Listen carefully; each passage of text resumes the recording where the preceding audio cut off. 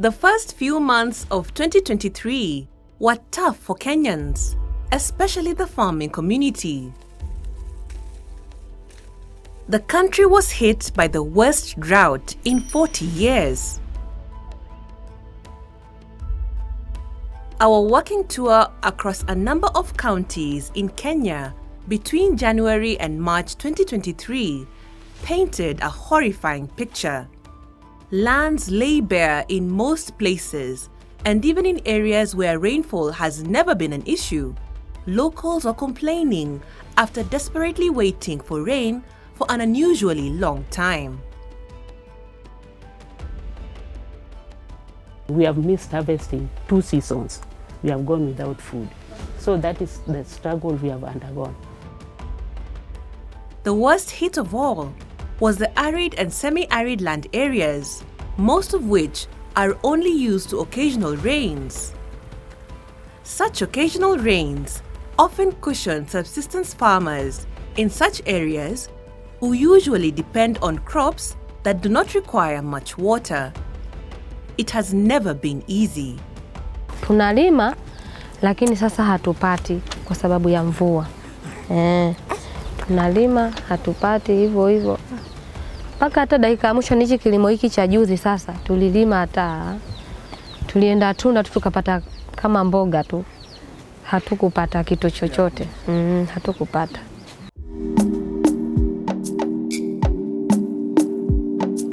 Despite the devastating drought, even in the arid and semi-arid counties, some unique farmers were living relatively comfortably, having engaged either in alternative or complementary agricultural ventures.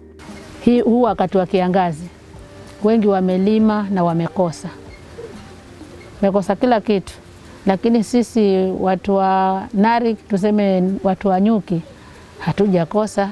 Hata kama tumekosa ni kidogo sana, kwa sababu kama tumevuna mizinga 11 na ilikuwa mizinga 30, sinaona hapo kuna kafaida kidogo, na wenzetu wamelima wamekosa kabisa. This is mostly a result of the National Agricultural and Rural Inclusive Growth Project, NARIGP.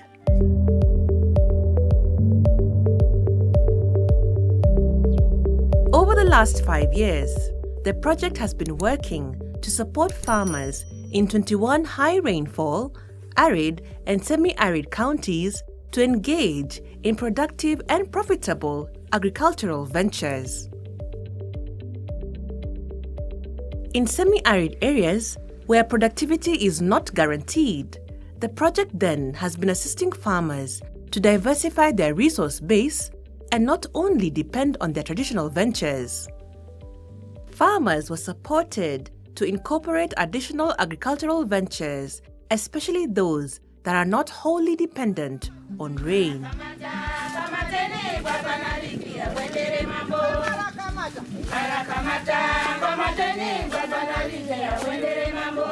Kwa hiyo tulichagua pojo kwa sababu tuliangalia miradi mingine yote, na sisi ni kina mama wakubwa. Tukaona nyuki tunaogopa tunaweza kwenda kumwana nyuki. Tukaona tomato pia majuku kwetu ni shida, hatuna nani. Na tukaona pojo ni muhimu kwa sababu tulikuwa tunazipenda. Sisi wenyewe wakulima tulikuwa tunapenda pojo na tunapenda kulima. Kwa hiyo tulichagua pojo kama tumependa kabisa, ni kitu ambayo ilikuwa tunaitumia, tukaona ni rahisi kwetu kuendeleza.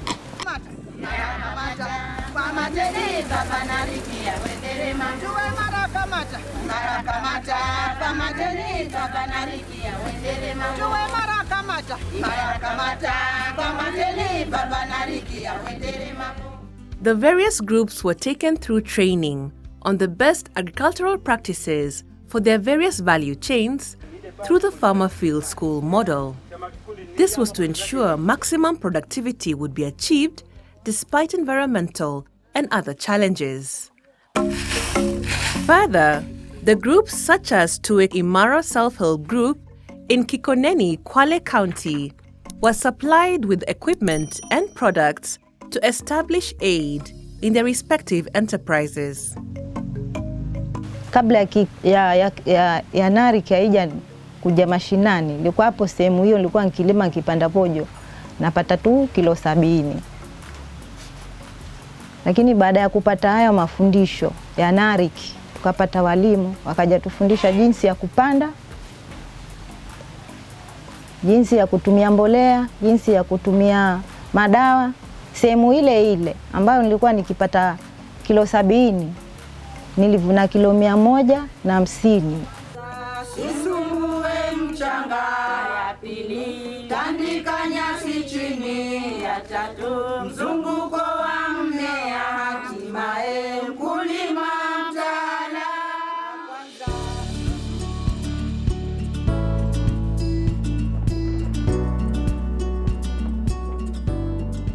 The Okayo Area Development Committee self-help group in Nyatike, Migori County is another beneficiary of NARIGP interventions.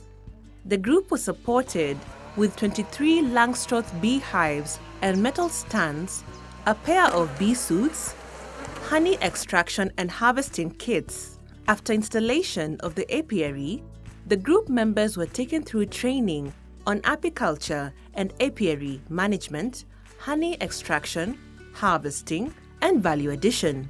To ensure a steady market for their produce, the group joined the LB Apiculture Cooperative Society, which was another beneficiary of NARIGP interventions. This thing has enabled us to teach our children.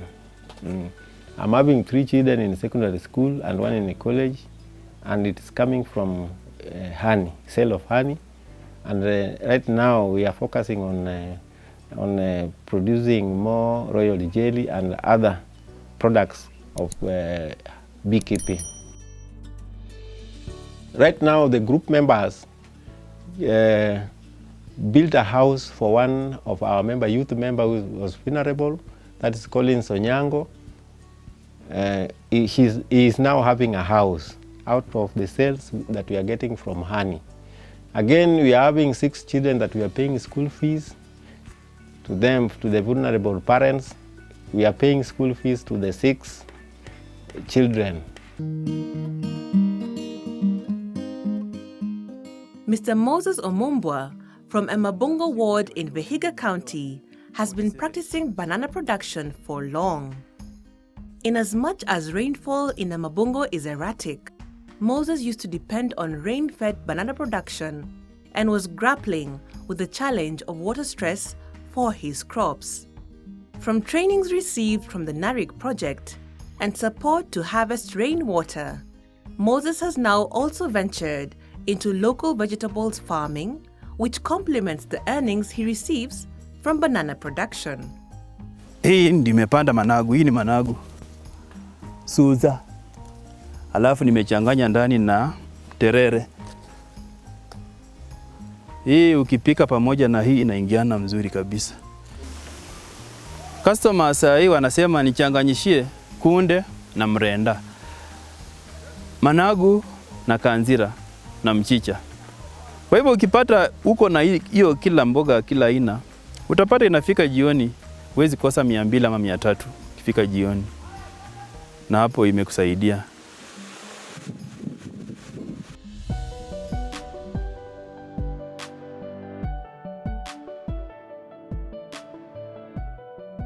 A team of young footballers in Kwale County has also not been left behind.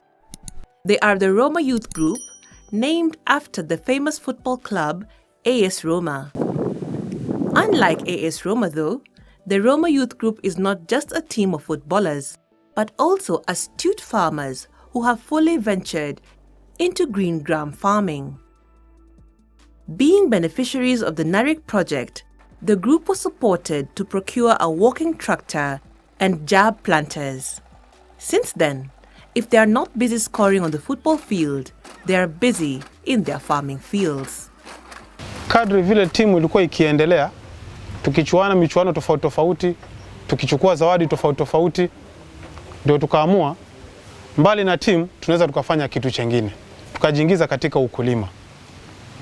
Ukulima wenyewe tulifanya ukulima wa mahindi, tukafanya ukulima wa melons, lakini mwisho tukajagundua kwamba ukulima ambao tunaweza tukafaidika na hautatugharimu kwa sana vile ni ukulima wa pojo.